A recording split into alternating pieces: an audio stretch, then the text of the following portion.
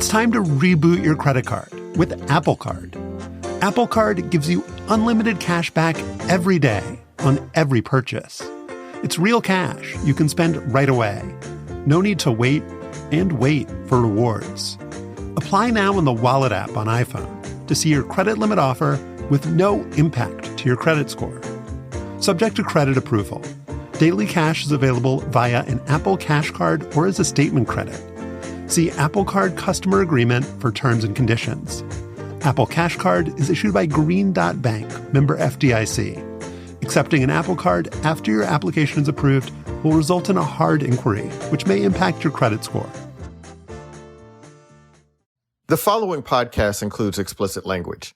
Sorry, Mom.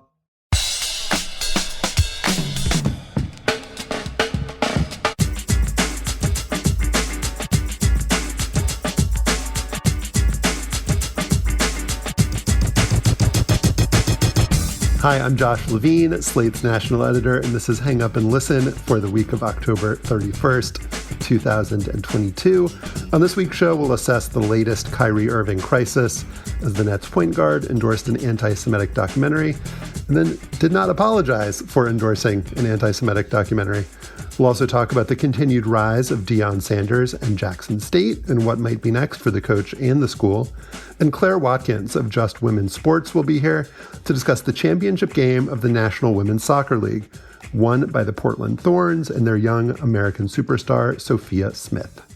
I'm in Washington, D.C., and I'm the author of The Queen and the host of the podcast 1 Year. Check out our new season on 1942 with new episodes coming out every week. Also in D.C. is Stefan Fatsis. He's the author of the books Wild and Outside, Word Freak, and A Few Seconds of Panic. Hello, Stefan. Hey, Josh. What do you got for us, Stefan? What do I got? From which realm of existence? Scrabble, shortstop. What's percolating the most? Lost in the 4-team playoffs. Everyone makes the playoffs in our softball league. Alas, we lost in the semifinals. So my run of incredible hitting came to an end, I'm afraid. You're like Aaron Judge. Yeah, sort of. Yeah. Clearly, I'm a playoff joker. Scrabble, played in a tournament on Saturday, went 4-3. Not bad. Whatever. That's about 500. That's better than Jimbo Fisher. With that inspirational note, with us from California, it's the host of Slow Burn Season 3 and 6. And still undisputed. I got out of here, man. Don't do that. It's Joel Anderson priming himself for the big battle in Austin in a couple of weeks. Hi, Joel. Hey, man. I'm actually scared about Texas Tech. I think they could lose to Texas Tech. You think they could lose every week, though, Joel? Well, that's true. I'm pricing in that if they beat Texas, then you wouldn't retroactively care if they lost to Texas Tech. Well, it would hurt, but yeah, beating Texas is always satisfying. You know, it always saves a mediocre season. But if we pulled it off this year and lost to Tech, I still think I'd be a little bummed because I was like, well, we were really close. But the one thing I actually don't want is this is going to sound counterintuitive. I don't want them to make the playoffs. I don't want them to play Georgia or Ohio State in the first round. You just don't want to have fun, Joel. Why can't you take inspiration from our friend Ben Mathis-Lilly? Michigan fans were just glad to be there last year. That's pathetic of them. I forgot in my Afterball last week that this was a realization I just came to, that it's kind of a free roll against Texas, actually, because since your primary mission is trolling here, or at least it's like 1A and 1B. If Texas beats TCU, then you can just kind of talk about their 3 losses. And great. You beat TCU. Like, congratulations on your 3-loss season. You're really back. Awesome. Amazing. Fair. Yeah. No, this much is true. I mean, the thing with Texas is that even when they win, I get to win. It doesn't, they get to line up and do the Eyes of Texas in front of everybody and get to show how much of a winner's program they are. So I'm surprised that Josh didn't mention, by the way, that Brown upset Penn on Saturday, ending Penn's undefeated season. Why have we not talked about these Ivy battles? Let's get on with the show. Who cares? In our Slate Plus segment this week, we are going to talk about the World Series and how there are no Black American players in said World Series, a perpetual issue. and one that we will dig into. You have to be a Slate Plus member to listen to that. And if you are a member, you get ad-free podcasts, you get bonus segments, you get to support us, and you can join by going to slate.com/hangupplus. In the post-game press conference following the Brooklyn Nets' fourth straight loss Saturday, ESPN reporter Nick Friedel confronted Kyrie Irving about his tweet Thursday that promoted the film Hebrews to Negroes, Wake Up Black America, which is filled with anti-Semitic disinformation. Here's a clip from their back and forth that night.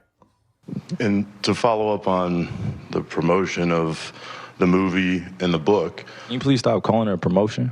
What am I promoting? Put it out on your platform. But I'm promoting it? Do you see me in front of the title? By putting it out there, people are going to say that you are promoting. Yeah, I put it out there just like you put things out there, right?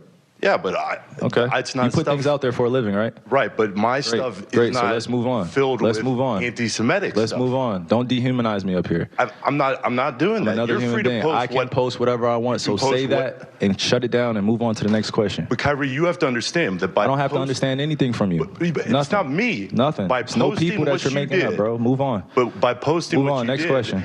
Anybody Do you guys have any more questions for me? And they're going to say, you guys have any more does he have questions? Because this is going to be a beliefs? clip. This is going to be a clip that he's going to marvel at. Is this any more questions? You all can't see the video of that, but Kyrie morphed into a literal sentient internet troll in that moment. But look, Kyrie hasn't publicly backed down or apologized in the wake of the controversy, though he did apparently delete the tweet Sunday. Nonetheless, Irving's tweet drew condemnation from Nets owner Joe Tsai, and the NBA released a statement Saturday night that didn't directly address Irving's post, but decried hate speech. So, Josh, last week felt like a sort of inflection point for addressing anti-Semitism in sports, from Kyrie's comments to Kanye West's inflammatory remarks about Jewish people, which led to the closure of his prep school, Donda Academy, and Jaylen Brown and Aaron Donald announcing they'd be leaving West Donda Sports Agency. So what did you make of these stories, and what, if anything, do you think should be done about Kyrie?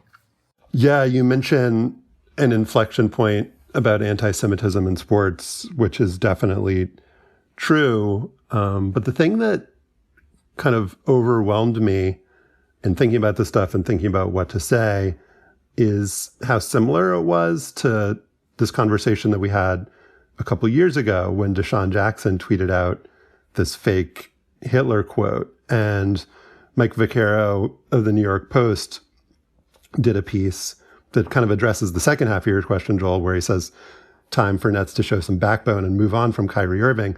But that piece also dug into what the content of this documentary was that Kyrie tweeted out.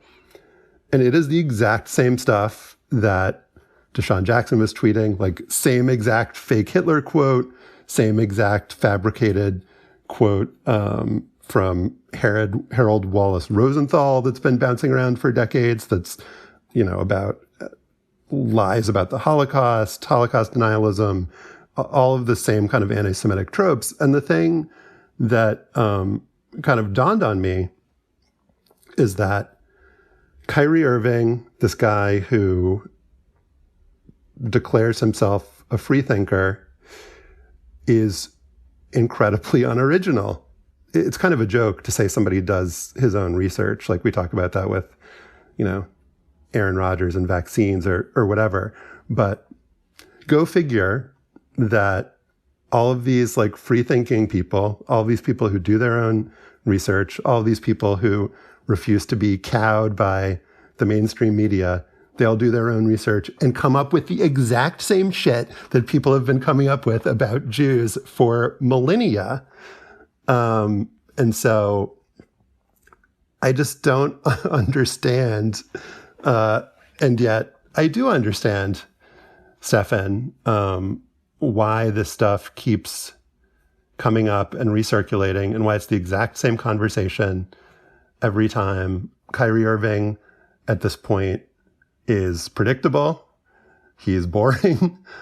He is not someone who is worth listening to on seemingly anything. And that clip that Joel played in his intro, it's just exhausting. And the conclusion of the Deshaun Jackson thing was him seeming sincere or who the hell knows what's going on in his head and his heart, but doing a lot of the kinds of things you would do if you were sincere in terms of apologies that you would make, people that you talk to, people that you would listen to and seek out.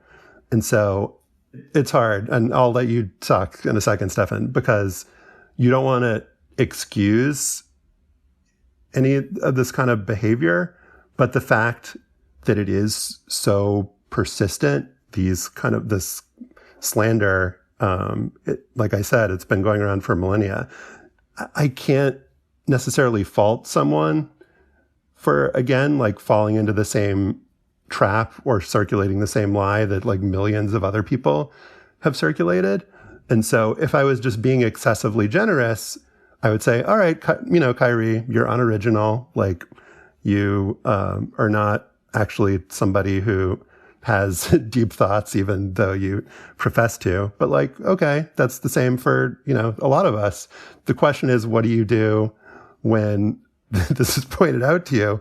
And that's the big difference here, is that, Deshaun Jackson and a lot of other people have said, oh, I really fucked this up. Like, I understand now, or at least I profess to understand. And Kyrie is like way past that place. And so I just feel like I'm kind of done with him, or done having any expectations of him, and who knows where the nets are, but that's where I am. Mike Vaccaro's suggestion was that it's just time to call bullshit on this guy, that it's just not worth it to have him around from a sports or human rights perspective. Kyrie Irving is saying all of this in one of the most Jewish places on earth. Literally. Brooklyn has about 600,000 Jewish people live in Brooklyn, according to a piece in Hadassah magazine from 2018, quotes the borough's official historian, Ron Schweiger, who says that there are more Jews right now in Brooklyn than anywhere else in the world, including the city of Tel Aviv. Kyrie Irving's a bullshitter. I mean, there's no substance to what he says.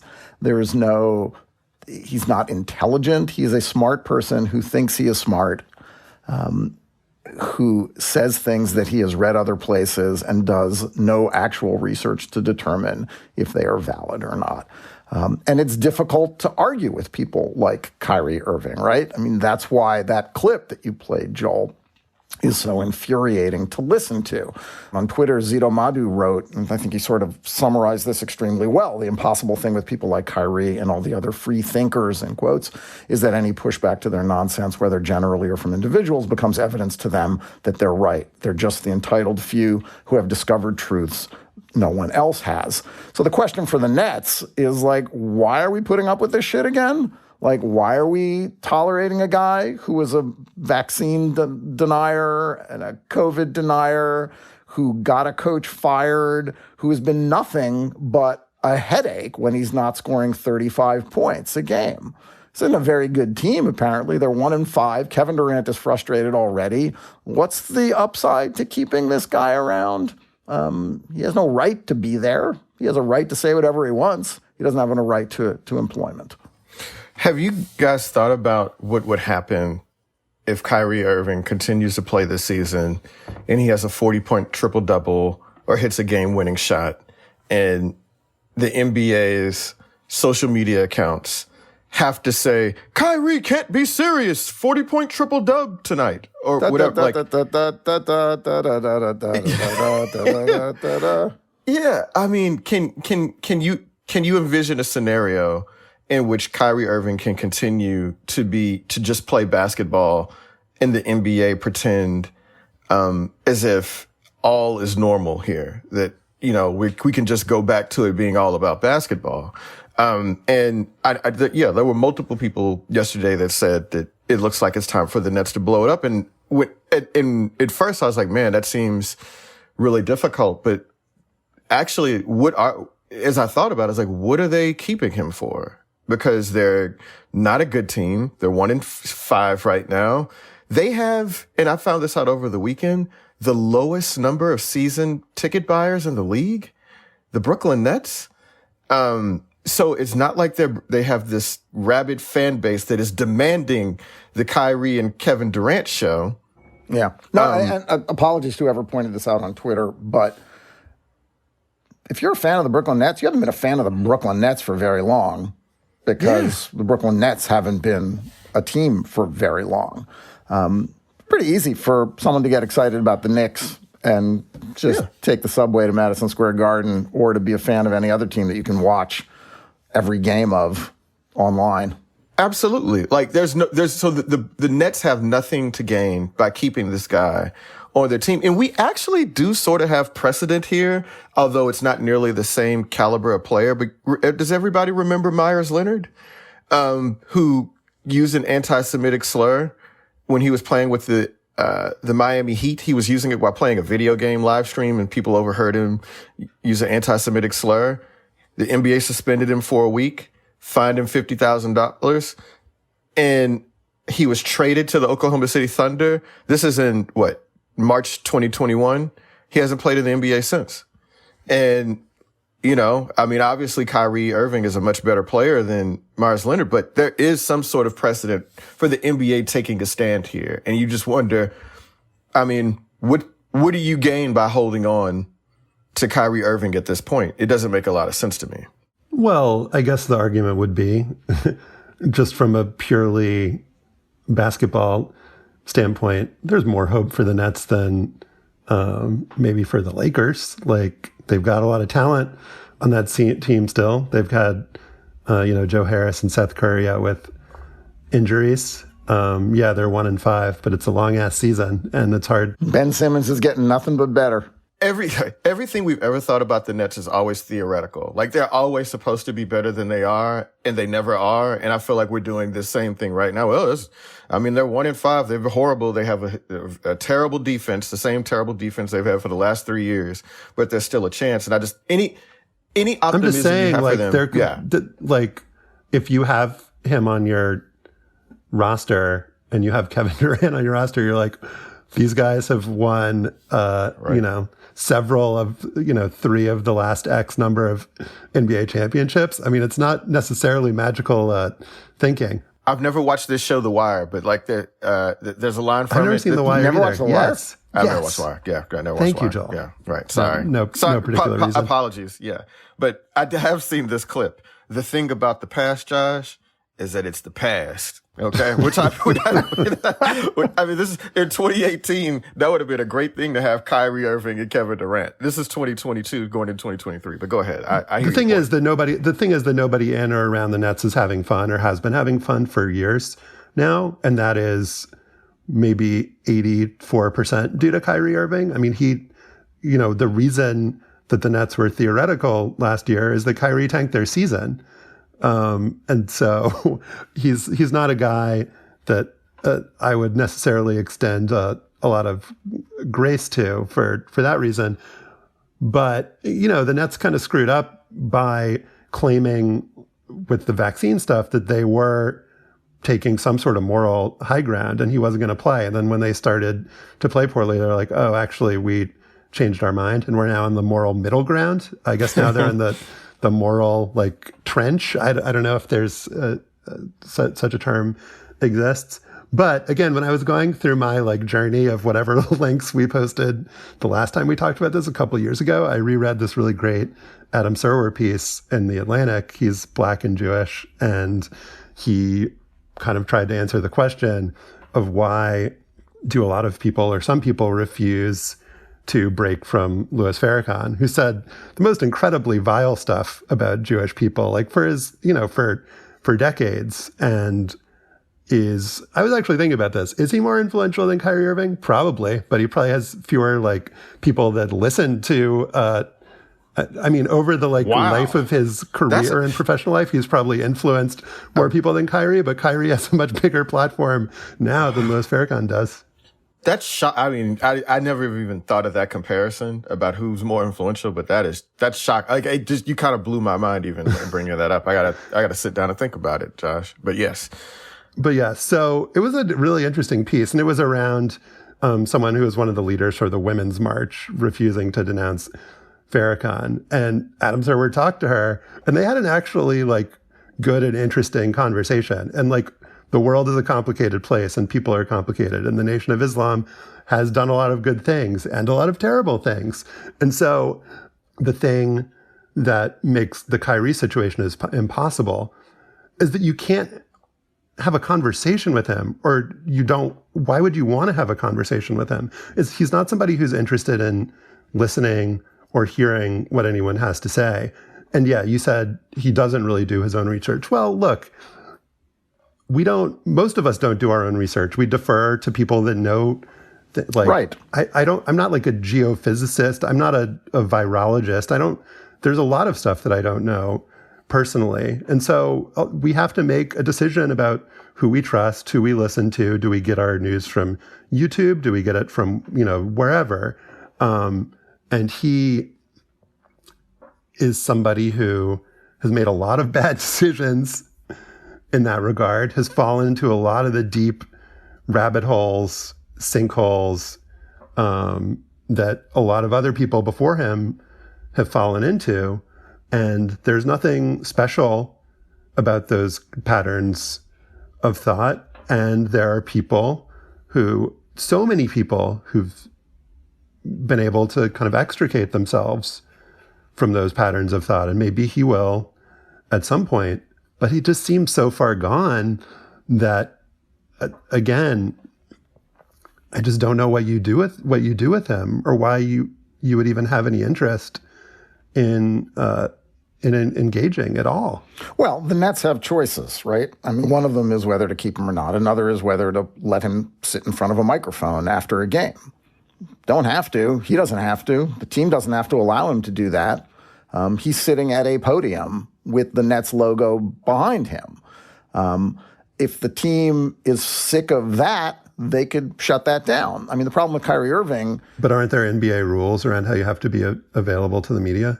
Maybe there are. Maybe there aren't. You don't think like the $10,000 fine is something that the Nets would be willing to pay to keep his... to get him to stop him from spouting off about this shit? I mean, sure, he can still do all that. He's got gigantic platforms. He's got 17 million followers on Instagram and 5 million followers on Twitter or whatever.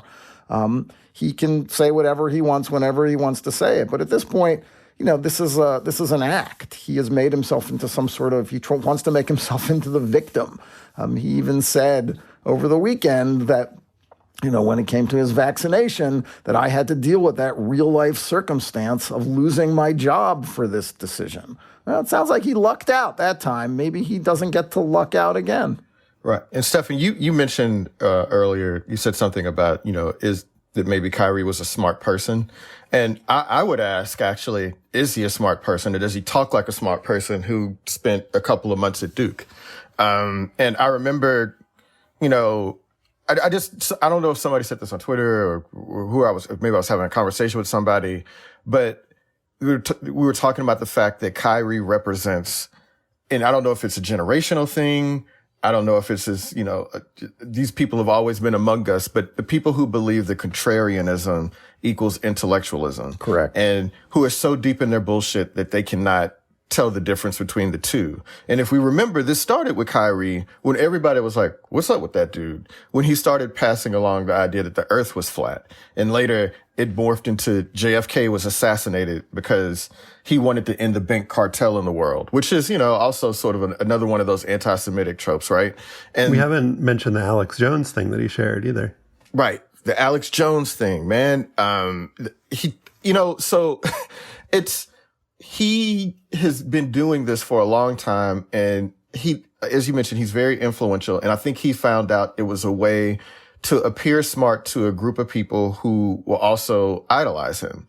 And there are a lot of people, and we've even, we've talked to people who've come on here and defended Kyrie and everything else. And I just, over the years, he had entered a particular stratosphere, especially when he joined the Nets. I just didn't want to hear anything from him, and I only wanted to allow myself to appreciate him as a basketball player. But even now, I think we're beyond that. And I mean, for a guy who thinks you're so smart, how did you end up in the same place as Kanye West, who himself says he's never read any books, right? If you're that smart, like, how are you passing along and indulging in the same bullshit?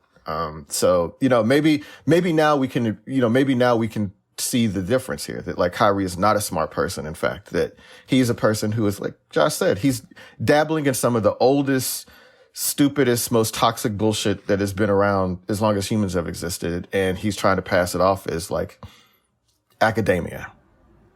He's a gifted person.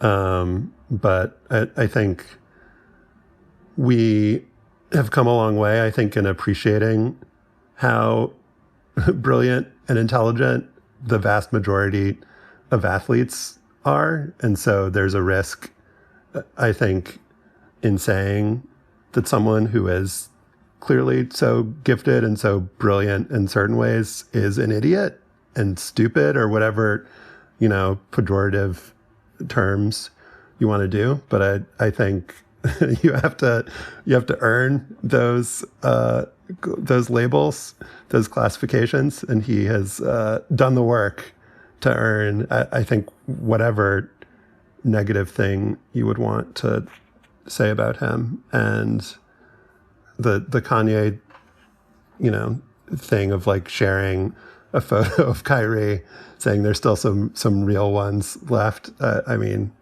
those guys can have each other. Have fun at your club meeting. In a better world, Kanye would have disappeared a decade ago, when he started first indulging in this sort of toxic bullshit, and maybe we would have done the same thing. Like I said, in a better world, Kyrie's vaccine stance would have been seen as so irresponsible, so ridiculous, so dangerous that we no longer had to hear about him or talk about him. And like maybe we finally reached that point. I hope we have.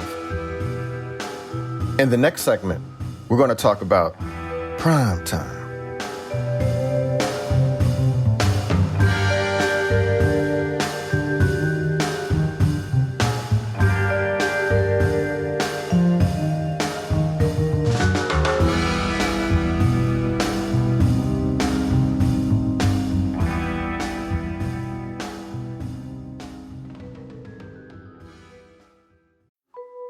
Hang Up and Listen is brought to you by Progressive.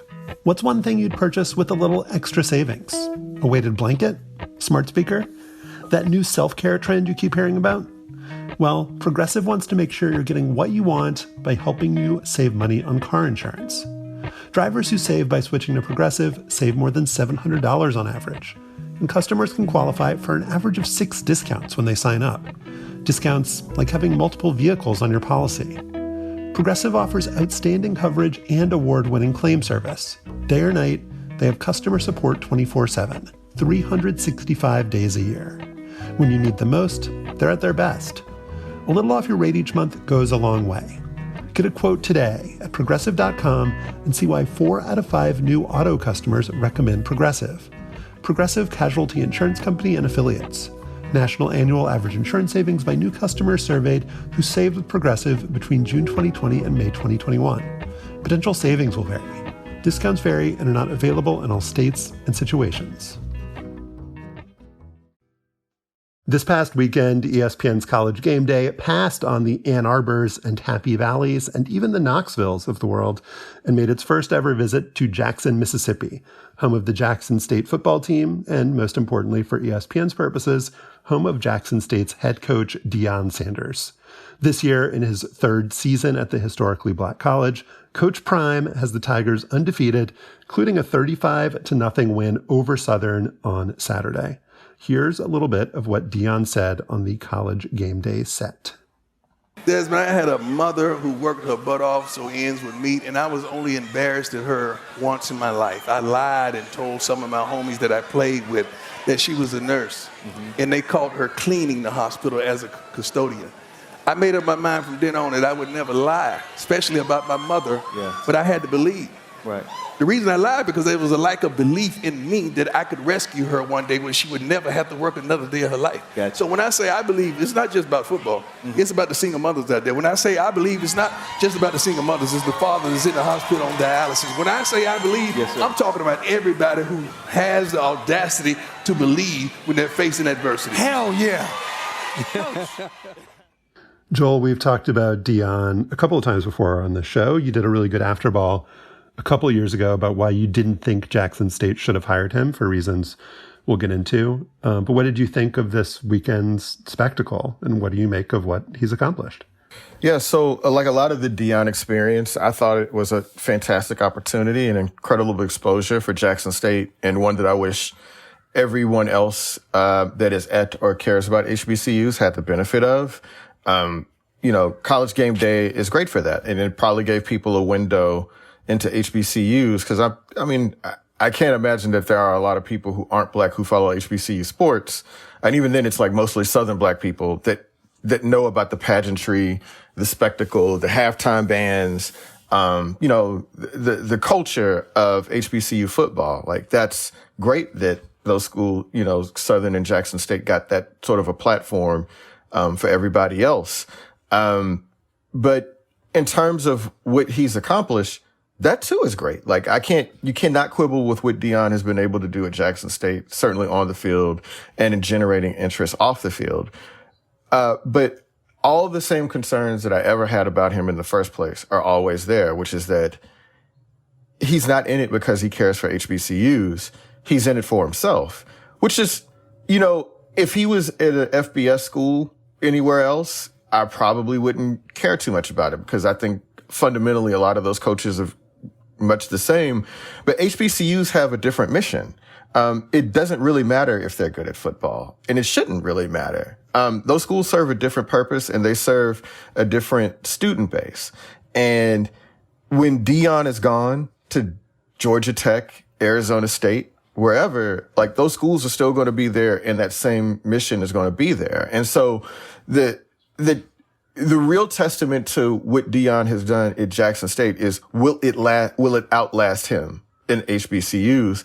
And he's really good. He gives a good sermon, but will he be back? When Jackson, Mississippi is going through, the same water problems, when Jackson State players need more equipment in 2026, will he be there? I mean, that's sort of the question for me. I don't know. Is that a fair criticism of Deion personally, though? I mean, he's bringing his brand, which is what he is, to this place that was starved for money, starved for attention, starved for a bigger piece of the college sports pie. He got Walmart to build them a practice field. He got sponsors for the conference. He got attention to be paid to the water crisis in Jackson. I mean, there's a lot you can criticize Deion Sanders for, and we're going to. But it feels like, watching the college game day and watching John Wertheim's 60 Minutes story about him over the weekend, that there is a good person in there that cares about the place that he is devoting his current attentions to. And his attentions are going to change. But for now, it's kind of cool that he's out recruiting Power 5 schools for some players, and that he has managed to raise the physical plant and attention for a historically Black college that will benefit from the Deion effect, probably. I mean, I don't know if it's like Flutie effect, but there's certainly more Black athletes that will look at Jackson State and other HBCUs and say, yeah, maybe I should go do that too. That's one of the things he's taking credit for, right, Josh? It was interesting, or it has been interesting, to see the response to him from within the conference and from within the schools that are their peer institutions. And Wertheim's piece on 60 Minutes, it was uniformly positive from the kind of higher ups at Jackson State, from the commissioner, the SWAC, talking about how he'd never been around a superstar before. There's a little bit of kind of obsequiousness to it, but I think everybody that was quoted in that piece seemed to think his heart was in the right place and that he was overall good for the institution and the institutions. But then there was this dispute with the Alabama State coach, Eddie Robinson Jr. Maybe the most amazing fact about anyone is that he is a SWAC football coach named Eddie Robinson Jr., who apparently has no connection to Eddie Robinson, the Grambling coach. Former Houston Oilers linebacker. So. There you go, Eddie Robinson Jr. Stefan, what is your Eddie Robinson Jr.? No. So they got into this dispute where Eddie Robinson Jr. was like essentially accusing Deion of being fake, being in it for himself. Like they got into this like kind of tiff after after the game about handshakes and everything. And Eddie Robinson Jr. says, "I'm living on the shoulders of the SWAC. He ain't SWAC. I'm SWAC."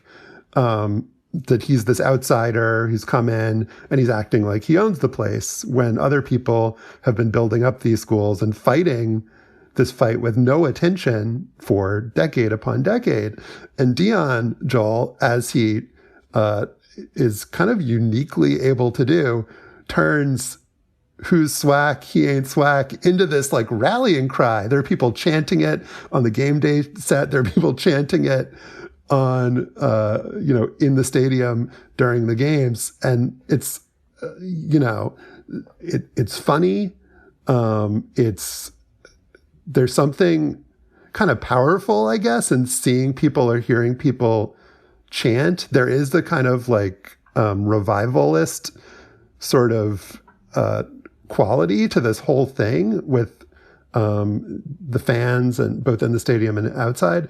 But also, he does just have this way of making everything about him. And there is, in any realm of life and human experience, investing all of your hope. And that's what this conference seems to have done. Investing all of your hope into one flawed human being is not, I don't know if that's ever worked out in life. Well, Joel, isn't the question like, what's the conversation going to be in a year or two or three after Deion leaves? There's always the risk that Deion's going to leave something behind that we will discover later, that will be discovered later, and that will soil this era of good feelings. Well, right. Well, that's kind of why I sort of take exception to the idea that because Deion has been able to get a lot of attention to himself, that there wasn't a lot of support for HBCUs already. Do you know which school led the FCS in attendance every year before Deion Sanders got there? It was Jackson State. Like, Jackson State has always had a great fan base. Do you know that Jackson State has more NFL Hall of Famers than all of the schools in Mississippi combined? I'm talking about Ole Miss, Mississippi State, Southern Miss, and like most of the SEC schools.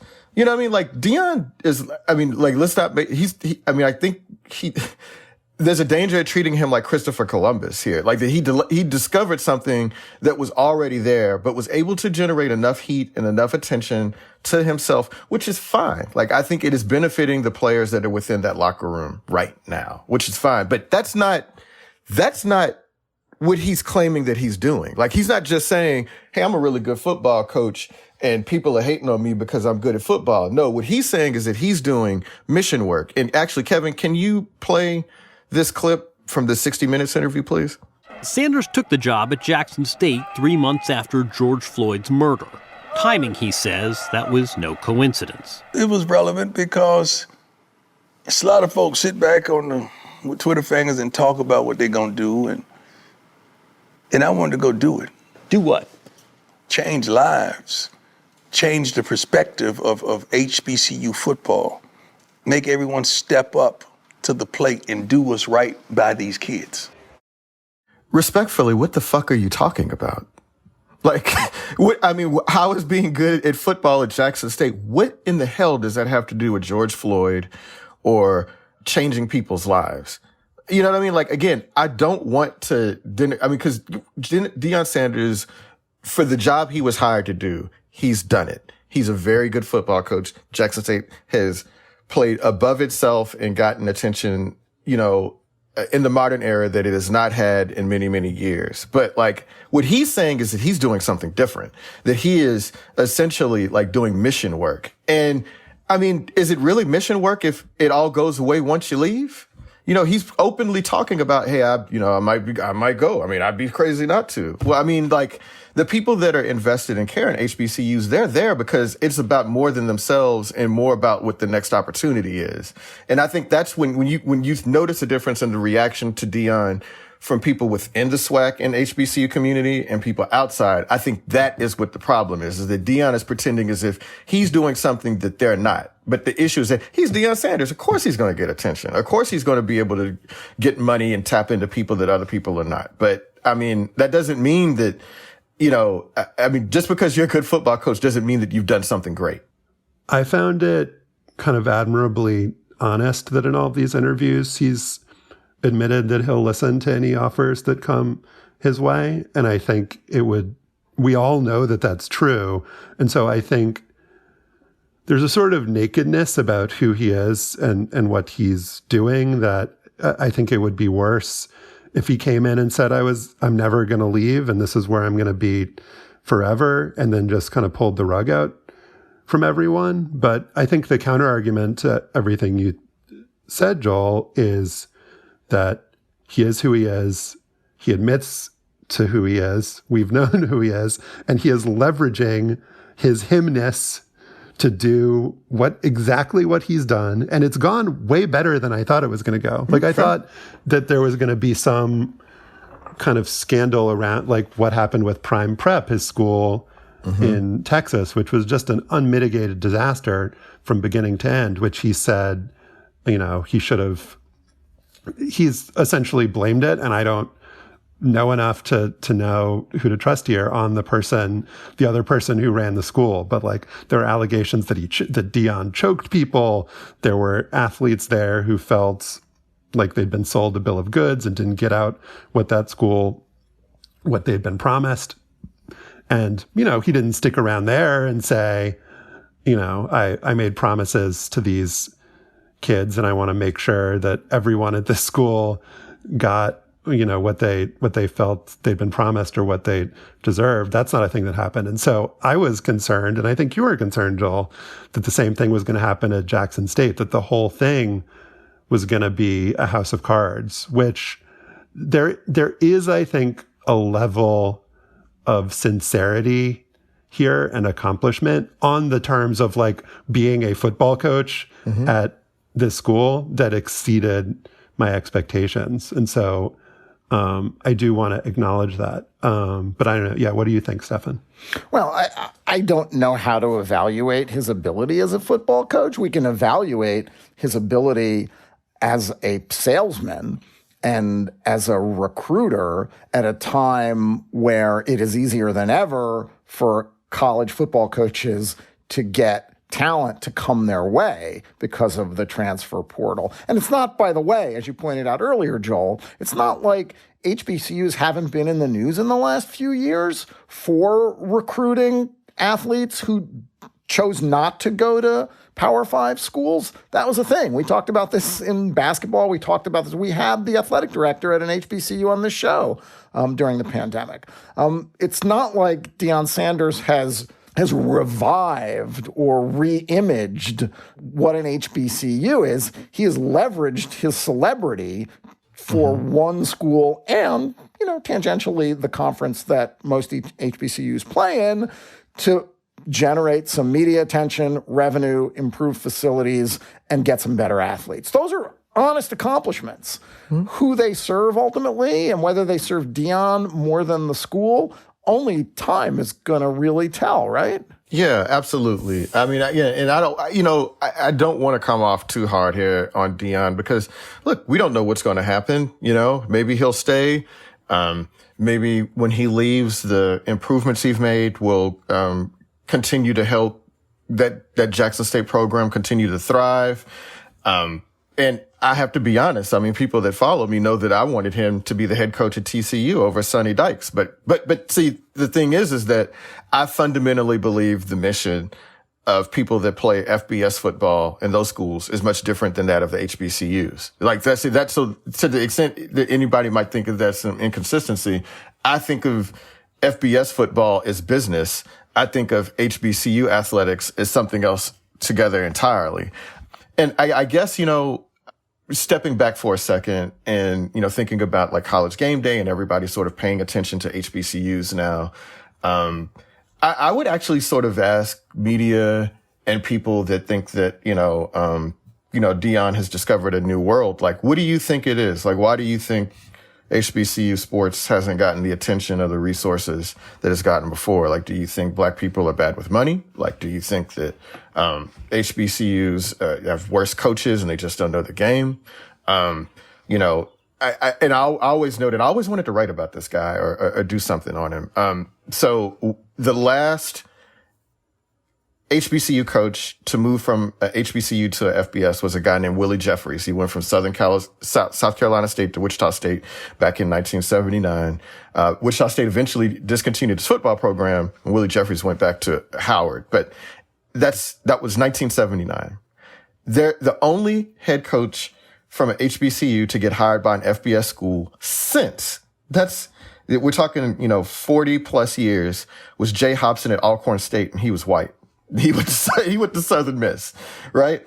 And so people can look at HBCU football. I don't know what sort of the cognitive dissonance is here, that like black people don't know football, therefore they can't use HBCU football to do something greater or go to that platform. But for people that think that Deion has like done something unique here, and which he has, but like, why do you think that like HBCU football hasn't gotten this sort of attention before? Like, do you think it's the fault of those people at those schools, or do you think that there's something else working here? And that's also kind of what I would like Deion to say, or to be more explicit about, that like, I'm able to do this because I'm me. But like, don't think that Eddie Robinson Jr.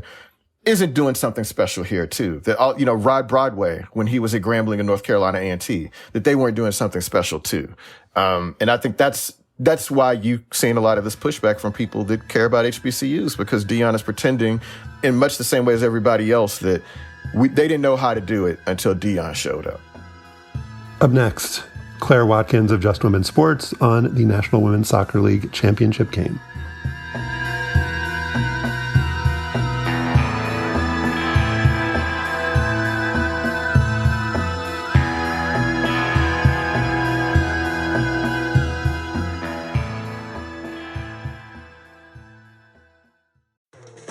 It's time to reboot your credit card with Apple Card. Apple Card gives you unlimited cash back every day on every purchase. It's real cash you can spend right away. No need to wait for rewards. Apply now in the Wallet app on iPhone to see your credit limit offer with no impact to your credit score. Subject to credit approval. Daily cash is available via an Apple Cash Card or as a statement credit. See Apple Card Customer Agreement for terms and conditions. Apple Cash Card is issued by Green Dot Bank, member FDIC. Accepting an Apple Card after your application is approved will result in a hard inquiry, which may impact your credit score.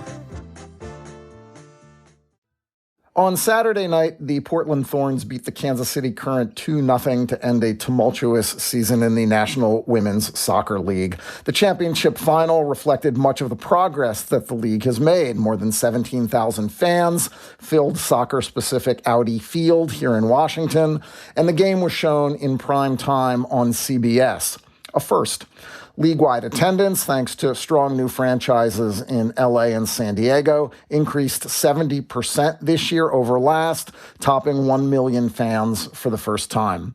But the finale also was a reminder of what the league has been through. The Portland team owner, Merritt Paulson, didn't attend the game, let alone the trophy presentation, because he and other team executives were central figures in the Yates report documenting repeated sexual and emotional abuse by male coaches in the NWSL. Claire Watkins is a staff writer at the media startup Just Women's Sports. She was at the championship match and is with us now. Welcome to the show, Claire. Thank you so much for having me.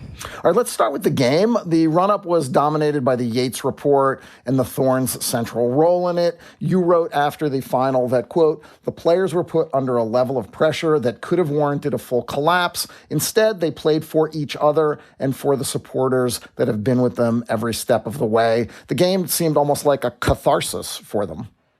Yeah, there's been a lot of discussion in the past weeks for the Thorns players specifically about kind of finding the joy in their work. And for them, that has always centered about being out on the field. And so I do believe when you have kickoff to final whistle, for them, that is the best part of their day. It's the best part of their job, and it allows them to step away from the other off-field distractions. And I do believe on the ground, the coaching staff, training staff, they have a good support system around them. And they looked incredibly well prepared for this game. And like they were in a good mental space to execute as well as they did. Clay, so you were at the game. Can you talk a little bit about what the atmosphere was like there? 17,000 fans. It's on CBS. It seems like it was a pretty live scene. Yeah, it was great. It was about the biggest and best we've seen so far. The NWSL, interestingly, it's a neutral site final, which sometimes has to do with just bandwidth to be able to pull off a big event. So they like to have a large run-in to championship weekend, though sometimes coincidentally, it ends up being in the home market of one of the teams playing. Obviously, Washington, D.C. is the home market of the Washington Spirit, who were not in the playoffs this year. So true neutral final, but it felt like not only did Kansas City and Portland fans travel quite well, had a lot of just women's soccer fans come out from the area or from a couple different cities, maybe different NWSL markets, to be part of the festivities. And it was a very good mix of league activation and fan-led events. And yeah, it was really, really exciting. It was, by my standards, I think the best true neutral site event the NWSL has ever had, in that neither of the teams playing was a local team, and yet it was a huge, huge event for the league. Kind of nice to talk about the NWSL and talk about a soccer game. Go figure. And the star of this game was the star of the season, the MVP, Sophia Smith, who's a young U.S. women's national team star as well. And she even had the kindness to provide us with a memeable moment of the shrug after her goal.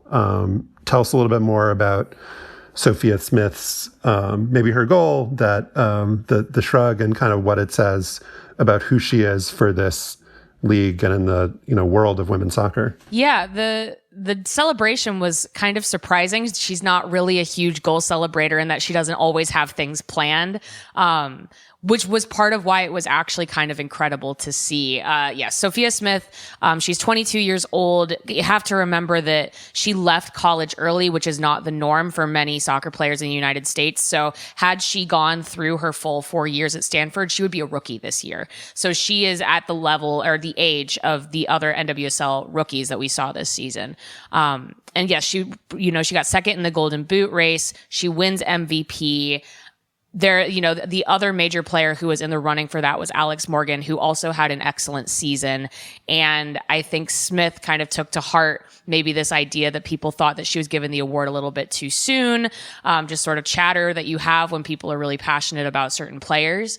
And the shrug was really fantastic because Smith is just a very humble player. She always diverts attention over to her teammates. She's incredibly good with media. But then when the moment came, she had something that she wanted to say, and she wanted it to be very clear. And so, yeah, we thought maybe it was a Michael Jordan kind of a shrug at the very beginning, but she said no, it was more of a, well, that's that MVP doing MVP-like things in the biggest game of the year.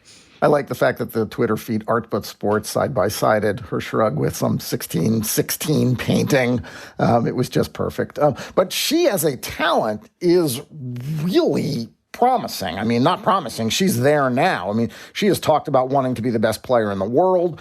Coaches from the national team coach Vlado Andonovski to her coach in Portland, Ryan Wilkinson, have all basically said she has the ability. She's fast. She finds space. She can shoot. She creates. She's the real deal. Absolutely. Portland is a team of stars. They have Becky Sauerbrunn. They have Christine Sinclair. They have Crystal Dunn. Sophia Smith was the best player on that pitch on Saturday night. And there are very specific things that she does where she is possibly already one of the best in the world. When you see her dribble with the ball, when she enters the penalty area with the ball at her feet, she's untouchable. There's now this expectation that she can draw in 3 defenders and she's still going to find a way to get a shot off. I think that also what we've seen for her this year is, again, she's younger. She's moving up in that U.S. women's national team system, which, as we know, can be very entrenched. Veteran leadership is a big role there. She's becoming more confident. And I think that actually, it's that element, that mental element of, yes, I'm going to drag 3 defenders and I'm going to get this shot off, is now starting to match her physical gifts. And that is why we're able to see her pull this off in a game of this magnitude. Right.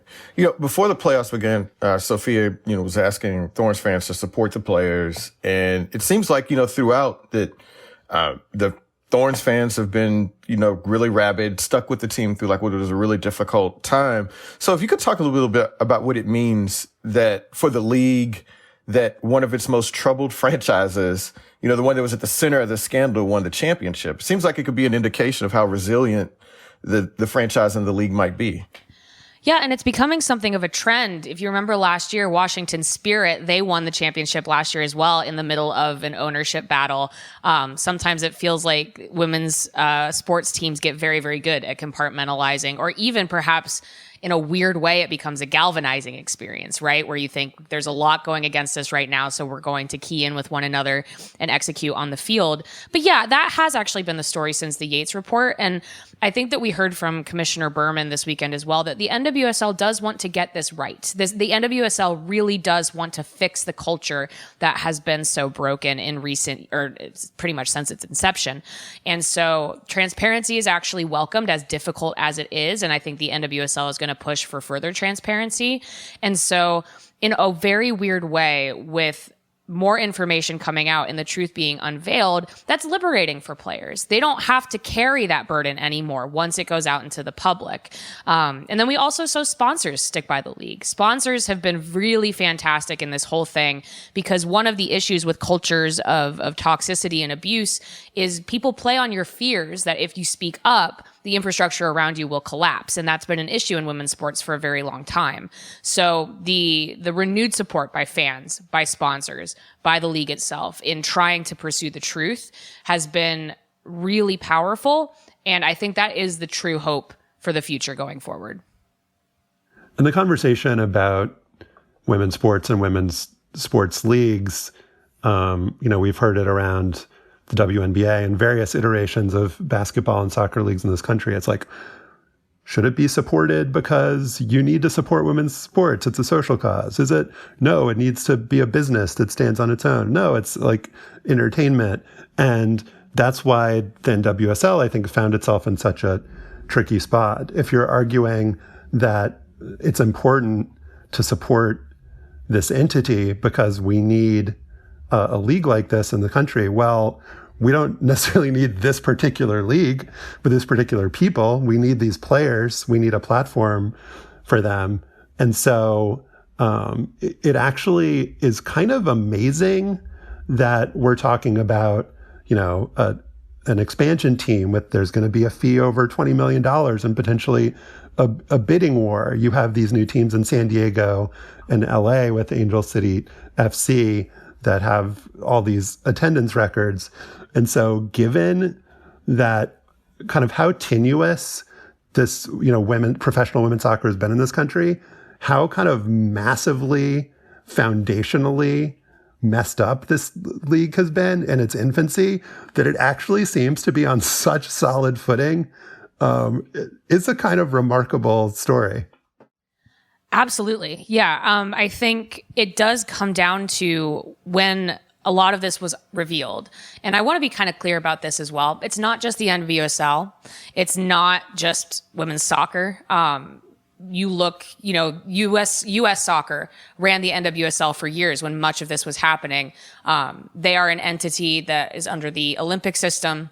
They're a national federation. Look at some of the things that happened in USA Gymnastics. There are other stories out there that I want to be always clear that one of the actually, again, hopeful things is that the NWSL is committed to transparency. And so acting like the NWSL is unique in this is actually probably doing a disservice to some of the other stories that haven't probably been told. But to your point, when all of this came out, and even when the investigation started, and there are two, right? There was the U.S. soccer investigation with Sally Yates, and now there is going to be a further one, I think a little bit wider in scope, by the NWSL itself and the NWSL Players Association. The players immediately, the current players of the NWSL said, this league can't go anywhere. We do not want that. That messaging was incredibly clear from the first moment that all of these things started to come up. And that has, I think, been a central grounding force for everybody else in what they've decided to do with the league. So when the players came together, the union is very strong. They negotiated their first collective bargaining agreement earlier this year. They said, we're going to fix it from the inside, and you have to trust that we're going to be able to do that. And that's kind of been the direction that everyone has been pulling ever since. And Stefan, maybe a positive is that it's new enough that structures and even individual people aren't entrenched enough that they can't be replaced and things can't be reconfigured. Right. I think that's exactly right. And Claire, I'm going to quote something you wrote in Defector last year after the Athletics report about the former Thorns coach, Paul Riley. You said that the NWSL has been exposed for operating at an intersection of ineptitude and malice that has left players stuck in between needing the league to survive and needing everything holding it up to collapse. And what we have seen in the year that's transpired since then is that the players, and the players alone and their advocates, like the union, are the ones that made sure, in the face of this horrific reporting and investigations about abuse at the highest levels of women's soccer in this country, the players are the ones that have ensured that this survived. And the players are the ones that are effectively responsible for a $20 million expansion fee valuation and a $35 million valuation or a $35 million sale for the Washington Spirit earlier this year, and tens of millions of dollars in funding being raised by other teams in this league. So when we talk about they've come through this crisis, well, they've come through this crisis because they decided to take charge of the operation and get rid of the people that were destroying it. Yeah, exactly. And I think also just further action needs to be taken. This is now a space to watch. As you said, Merritt Paulson was named in the Yates report, and other executives at the Thorns were let go in the wake of that. He is still the owner of the team. He has not been asked to sell. Nobody knows if that's the next step or not, waiting for that PA investigation to close first. There are other owners involved, right? Arnim Whistler and the Chicago Red Stars. We still also just don't know if there's a wider scope in what happened in Louisville. Other teams that might also be implicated in this new investigation. And when the Yates report came out, they basically said, we're going to leave it to the league to decide actionable steps. And what Commissioner Berman said this weekend is that they are still sort of in that stage of finding the facts, and then they're going to give recommendations. So there's still a lot of work to be done. But like you said, no one is irreplaceable. And I think that has been the message, a positive message, actually, in the last, I would say, year since we got this first reporting in The Athletic about Paul Riley. Claire Watkins is a staff writer at the new website, Just Women's Sports. You should check it out at justwomensports.com and sign up for Claire's 3 times a week newsletter about women's soccer and other women's sports. Claire, thank you so much for coming on the show. Yeah, of course. Thanks so much for having me.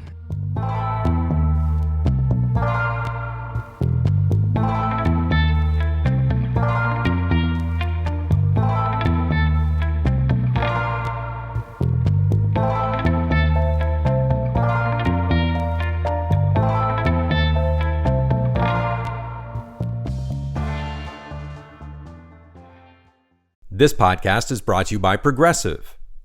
What's one thing you'd purchase with a little extra savings? A weighted blanket? Smart speaker? That new self-care trend you keep hearing about? Well, Progressive wants to make sure you're getting what you want by helping you save money on car insurance. Drivers who save by switching to Progressive save over $700 on average, and customers can qualify for an average of 6 discounts when they sign up. Discounts like having multiple vehicles on your policy. Progressive offers outstanding coverage and award-winning claim service. Day or night, they have customer support 24/7, 365 days a year. When you need the most, they're at their best. A little off your rate each month goes a long way. Get a quote today at Progressive.com and see why 4 out of 5 new auto customers recommend Progressive. Progressive Casualty Insurance Company and Affiliates. National annual average insurance savings by new customers surveyed who save with Progressive between June 2020 and May 2021. Potential savings will vary. Discounts vary and are not available in all states and situations. And now it is time for Afterball, sponsored by Bennett's Prune Juice, endorsed by Kenny Sailors, who says it was okay. And it is now the time in the show when we adjudicate who is or is not SWAC. And our contestant today is Eddie Robinson Jr. He is from New Orleans, Joel. Went to Brother Martin. I was going to say, did he go to St. Augustine? But He didn't go to St. Aug. He went to Brother Martin. He was a walk-on at Alabama State. And I was just chuckling looking at his Wikipedia page. He did play for the Houston Oilers from 92 to 95, and then went on to play for Jacksonville, Tennessee. Went to Jacksonville, Tennessee, and Buffalo. And on his Wikipedia, it says, he was the ultimate professional and obtained the nickname KNICK, space NAME, Steady Eddie, for his methodical preparation and on-field knowledge of the game. Nickname. Okay, well, hey, that's His nickname was Osman Sisa, Frederick Weiss. Steady Eddie. He needs a better nickname, whether it's a K-N-I-C-K or an N-I-C-K. That's a good name, man. I can imagine you walking into a barbershop and somebody be like, "Man, Steady Eddie." You know, you want to be called Steady Eddie. Not the most original Eddie nickname, though. Sometimes the classics work, you know. So you're telling me that Steady Eddie is, in fact, SWAC? Oh, very much so. That guy's Southern dyed in the wool, man. Hard to be more SWAC than having the name Eddie Robinson Jr. and being a SWAC Defensive Player of the Year, and now be a SWAC coach than and Eddie playing Robinson in the NFL. Jr. And playing in the NFL.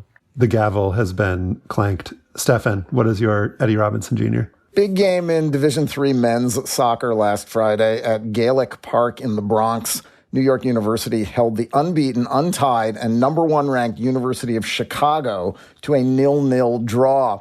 But the result wasn't why the game was news. It was news because both teams were coached by women. Kim Wyant for NYU and Julianne Sitch for Chicago. It was apparently the first time that two women have coached against each other in an NCAA men's soccer game.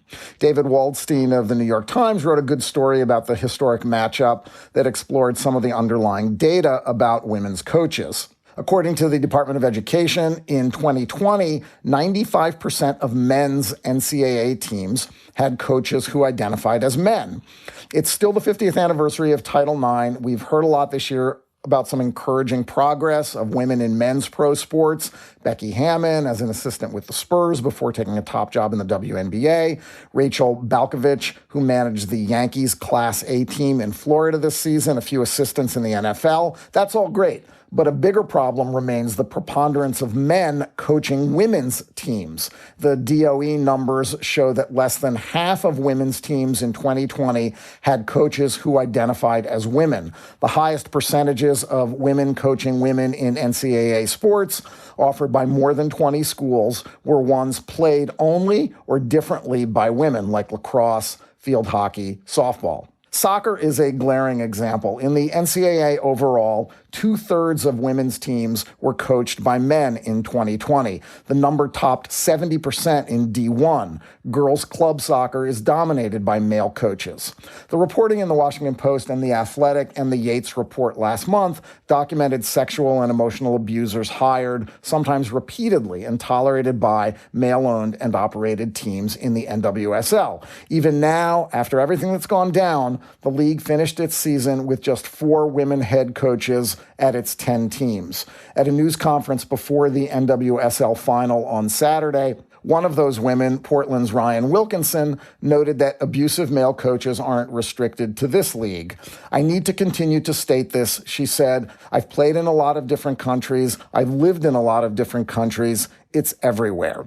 So what's the answer? Maybe it's pretty simple. Hire more women. 4 of those 6 NWSL jobs held by men are interim, because the predecessors were ousted as part of the league scandals.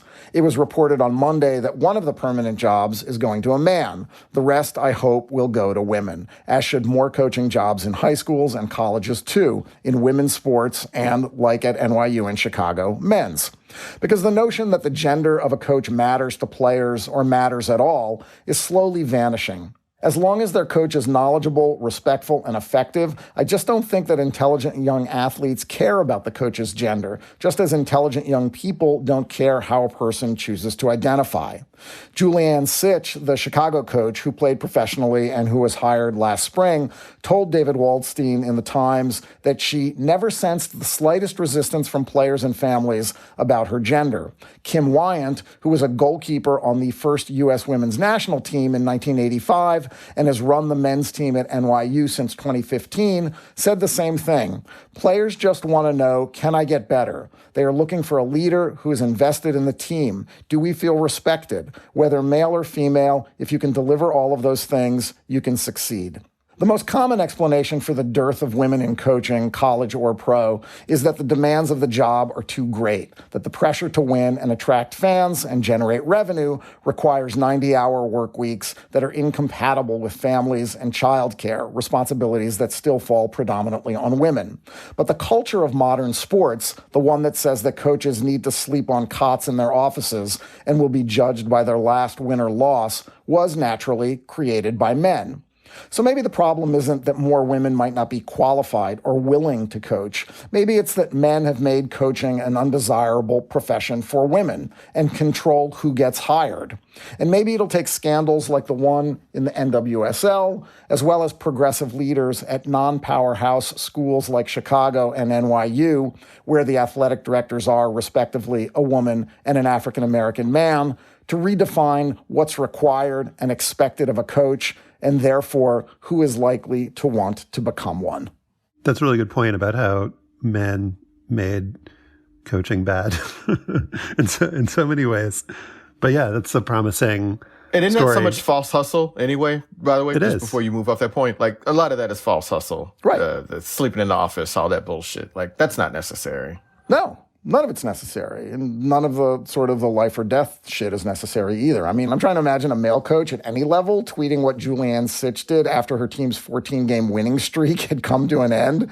What a game, she wrote. 2 top UAA, that's the University Athletic Association, 2 top UAA schools facing off and making history. I'm incredibly honored and humbled to be part of this moment. I want to give a huge shout out to UC, who helped make this happen, to my staff, you all rock, and I'm very fortunate for all that you do. To the team, wow, you inspire me daily, and I feel very honored to be coaching such an incredible group of young men. Loser talk. Isn't that what Nick Saban tweeted out the other day after? We should really talk someday some more about the culture of coaching, because it's possible that men have totally screwed up sports from start to finish. Yeah, you know, just making it on a limb, Joel. Unfun, droll, just, you know, miserable experience for a bunch of people because they all want to live out their Kobe alpha male fantasies or whatever. So, yeah, it couldn't hurt to think of some other ways to try to make the games enjoyable and make them actually games. That is our show for today. Our producer is Kevin Bendis. To listen to past shows and subscribe or just reach out, go to slate.com/hangup. You can email us at hangup@slate.com. And don't forget to subscribe to the show and rate and review us on Apple Podcasts. For Joel Anderson and Stefan Fatsis, I'm Josh Levin. Remember Zelma Ubaidi, and thanks for listening.